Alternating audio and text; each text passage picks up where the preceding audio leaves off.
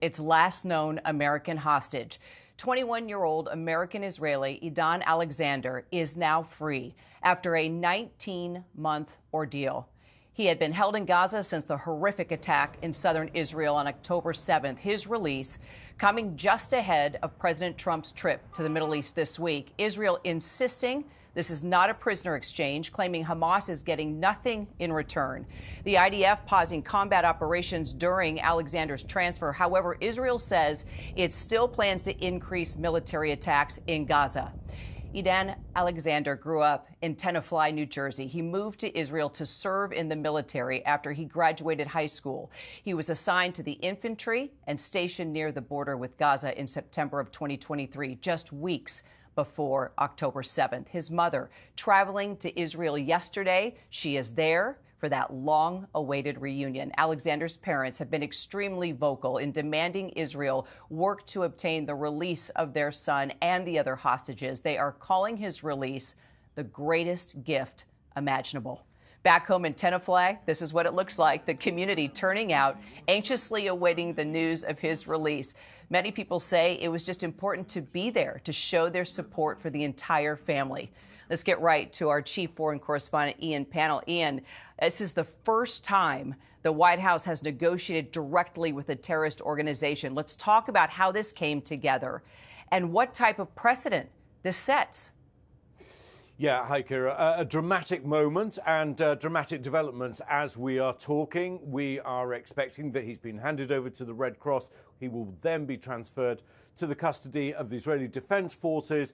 There's a helicopter waiting on the ground at the military base where his mum is now waiting to be reunited with him. Her saying, I just want to see him, hug him, be with him, and that they were totally surprised by the news that the US was going to secure the release. But it's an absolutely significant moment, especially coming on the back of that direct deal between the Trump administration and the Houthi rebels in Yemen. What you have is a Trump administration essentially bypassing Israel for the second time. This is bad news for Netanyahu, who has been cut out of this deal, although the Israelis are going to have to secure it. It's good news for the Trump administration.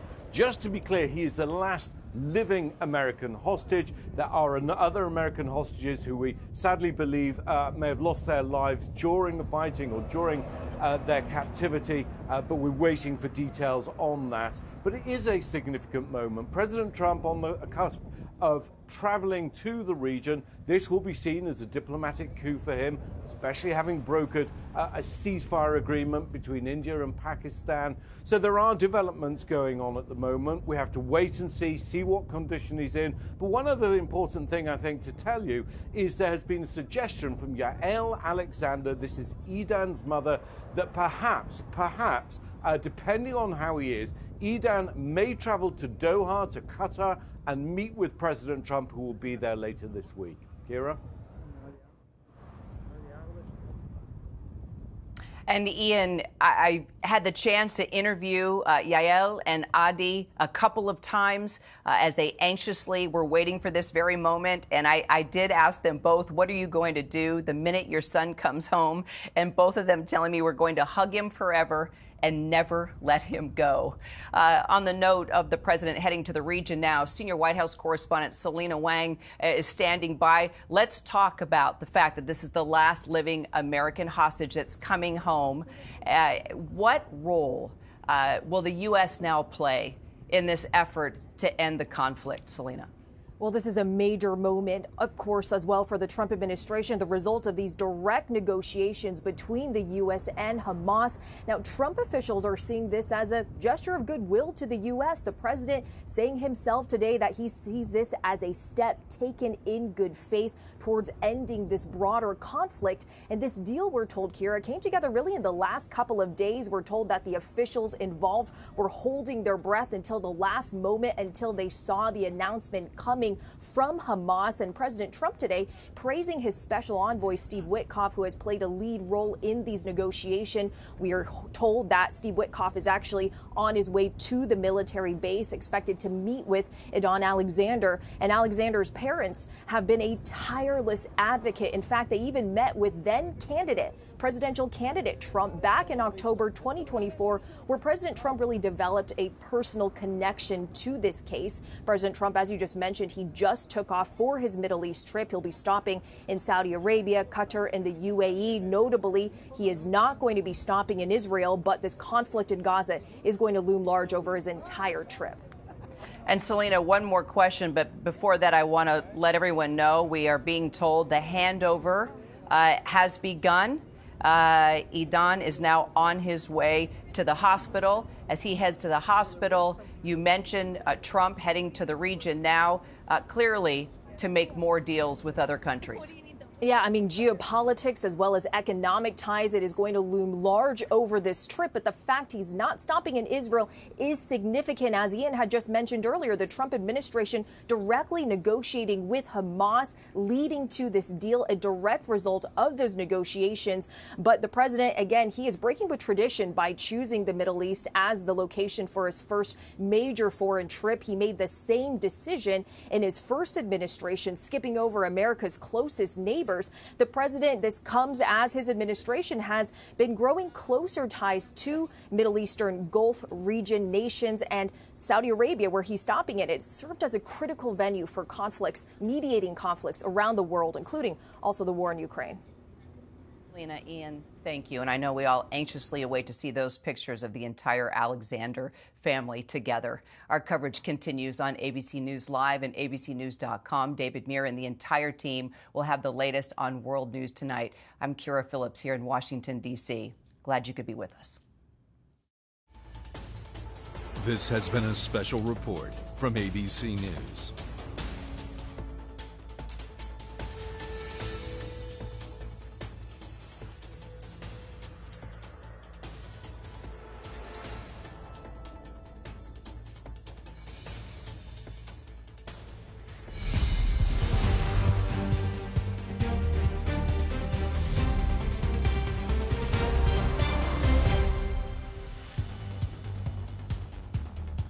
Welcome back to ABC News Live. First, we have more coverage on that breaking news, the release of the last living American hostage held by Hamas. 21-year-old American Israeli Edan Alexander had been captive in Gaza since the October 7th attacks.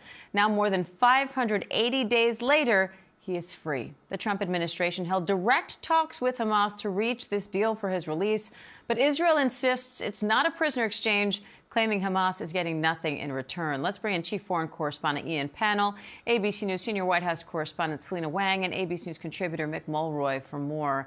Ian, what's the latest on where Edan is headed now? Well, we are hearing from an Israeli official that the handover has actually begun.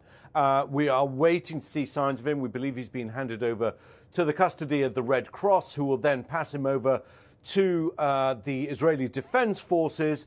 He will be taken to Re'im base, which is where his mum, Yael, is waiting. Steve Witkoff, the special envoy for the Middle East, is also believed to be heading there. Also, the U.S. hostage negotiator is also there, along with other members of the Alexander family. So there will be a warm, important reunion, emotional reunion taking place there. He will obviously then need medical examination to assess his physical and mental well-being, possibly needing treatment. We don't know. We haven't seen any videos of him, although, of course, there was a propaganda video released by Hamas, a militant Palestinian group that took him back on October the 7th, 2023. They released a propaganda video of him a few months ago.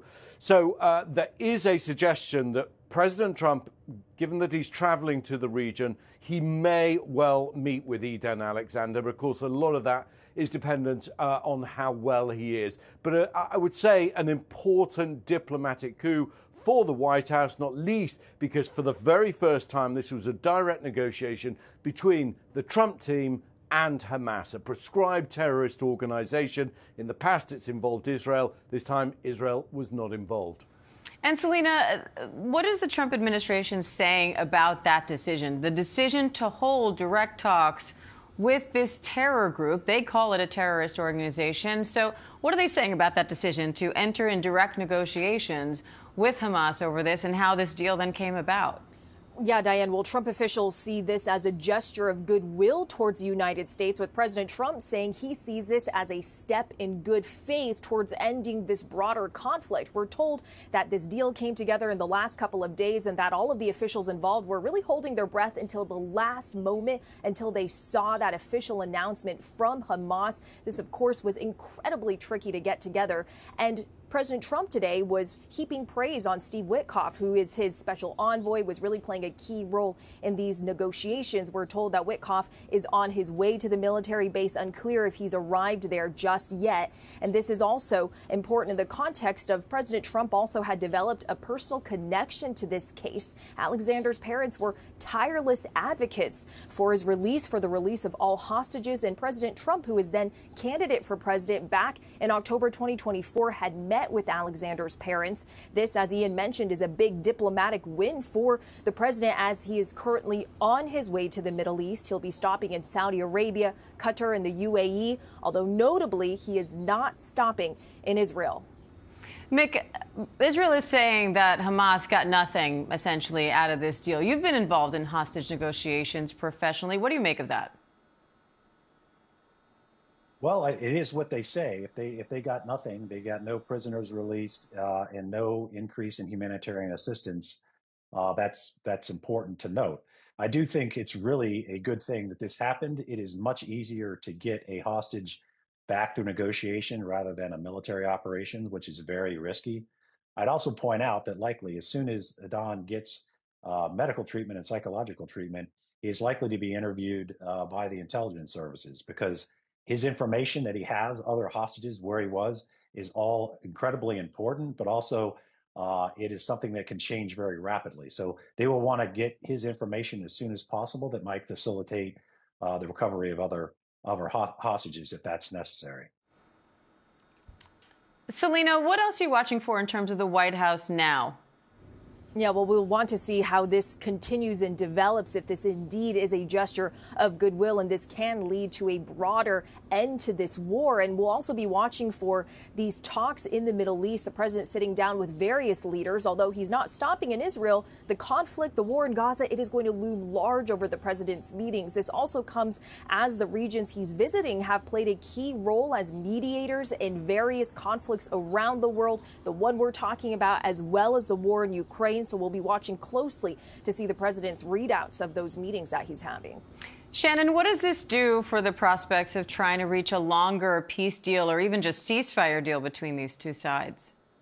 Well, I can tell you that U.S. officials in this building here are very optimistic that this is going to be a jumping board to something more. They see the formats of the talks they've been able to use to free Edan Alexander here as something of a gateway. They've been taking a more direct approach with Hamas, either sitting down with the political wing, taking a more direct role in getting messages to the militant leaders that are inside Gaza. So they do see this as something of a catalyst here that they can use. But there are still big questions, and I think there's a lot of worry, anxiety on the Israeli side especially, that they might have been cut out of parts of this process. So to get any kind of momentum building, the U.S. is going to have to look at all sides here to make sure that they're going to be on the same page going forward, because getting one American hostage, yes, this is a major victory for the Trump administration, of course, for Alexander's family, but it's a lot more clear-cut than bringing resolution to this very complicated, long-standing conflict in the Middle East. And Ian, adding to that complication is the fact that Israel wasn't involved in this particular deal. So where do they go forward in these larger talks? Yeah, and I think Shannon's absolutely right. While this is a great day for Edan Alexander and his family, and it will be a good day for the Trump administration, there is a lot more remaining. Remember, the UNHCR and the World Food Programme just issued a warning about imminent starvation in Gaza. We've seen more than 50,000 people killed, a large number of them women and children, during the Israeli military operation. This is according to the Hamas-run health ministry. The situation situation on the ground remains absolutely dire. One thing that I think is worth looking at, because while the Trump administration is saying, well, Hamas got nothing from this, and there's nothing tangible, it's not getting its own prisoners released from Israeli jails, and there's we believe this is just a very temporary pause in the fighting, that it will resume by Israel. However, it got a seat at the table. It got some recognition from the Trump administration. It got direct talks. And that puts it on a better, firmer footing than it was before. And I think the question for Hamas and for the Arab interlocutors is, how can they build on this? But yeah, for Israel, for Netanyahu, this is bad news. He's now under pressure from the other hostage families. There are over 50 hostages still remaining. They want to know why it is that President Trump has been successful in bringing home an American Israeli, and yet Netanyahu has failed to bring home the rest of the Israelis. But they also want to know when there is an end to the war. Remember that the Netanyahu government had touted this idea of expanding the conflict, of taking over militarily to the whole of Gaza to occupy it. Now, President Trump is saying that he wants an end to this bloody conflict. I think key questions Selena and Shannon have pointed out is, how much is President Trump willing to invest in that? We also saw the Trump administration cut out the Netanyahu government when it came to doing a deal with the Houthi rebels, another proscribed terrorist organization. In Yemen, it secured an agreement that U.S. shipping would not be targeted in exchange for a cessation of U.S. attacks on the Houthi rebels. But almost immediately afterwards, we saw the Houthis attacking Israel, so there's no peace deal for them. So in some senses, Netanyahu is looking isolated here. It's not an easy sell for him, and it puts him under even more pressure, not just from the liberals, from the peaceniks, if you like, but also from the hawks to try and resume this campaign. But President Trump is going to be listening to other Arab leaders in Saudi Arabia. He'll be listening to them in Doha, in the Emirates as well. And the question is how much pressure he's going to be put under by them to try and get actively involved in bringing an end to this conflict. One hostage is great, but it's not enough. All right, Ian Pannell, Selena Wang, Mick Mulroy, and Shannon Kingston, thank you all. And thank you for watching. I'm Diane Macedo. The news never stops, and neither do we. We have a lot more news right after the break. Stay with us. The news never stops. From Tampa, we are here tonight as Hurricane Milton has just made landfall. The surge just keeps coming up. Right on the border between Ukraine and Russia. We're in an artillery position about 2 miles away from Gaza. And ABC News Live is right there everywhere. We're not far from where this rally took place, so just stick with us here. Traveling with the president to the U.S.-Mexico border. Here in London today. Off the coast of Gaza. Downtown Tel Aviv, rockets or missiles coming in. From the most devastating disaster in Hawaii. Some areas are still smoldering. Wherever the story. From the front lines. The ruins of Rafah. From the FBI. Reporting from Capitol Hill. In western Portugal. Outside of Mexico City. In Iceland. Let's go. Here in France. The eclipse across America. Just stunning. Unbelievable. Oh. Streaming live to you. Wherever the story is. Wherever the story is. We're going to take you there. You're streaming ABC News Live. ABC News Live. You're streaming ABC News Live. ABC News Live. Streaming free everywhere because the news never stops. Huddle up, Team GMA! We're right here. Oh, sorry. We're right I got here. excited. GMA wants to know who's the best coach in your community, in your child's life, who's made such a huge difference, because we're on the lookout for. Are you ready to find the best coaches across America?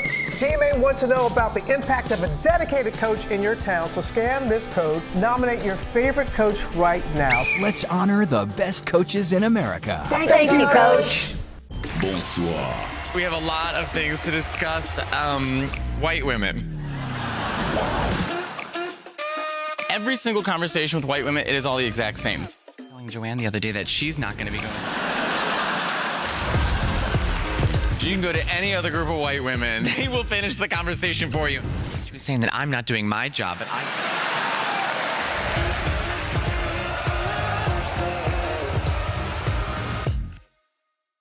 Critics are calling Marvel Studios' Thunderbolts a smash hit. Oh, yeah! One of the best Marvel movies of all time. So perfect. Hilarious. What happened to Bulletproof? Rousing. Everyone's a critic today. And heartfelt. Okay, that was really good. With heroes worth rooting for. Very true. It's certified fresh on Rotten Tomatoes. A must-see in IMAX. I'll call an Uber. Marvel Studios' Thunderbolts. Rated PG-13. Now playing. ABC's David Muir, the most-watched newscast in America. More Americans watch World News Tonight with David Muir than any other newscast. You're watching America's #1 streaming news. Live reporting, breaking new exclusives. Keep streaming with ABC News Live.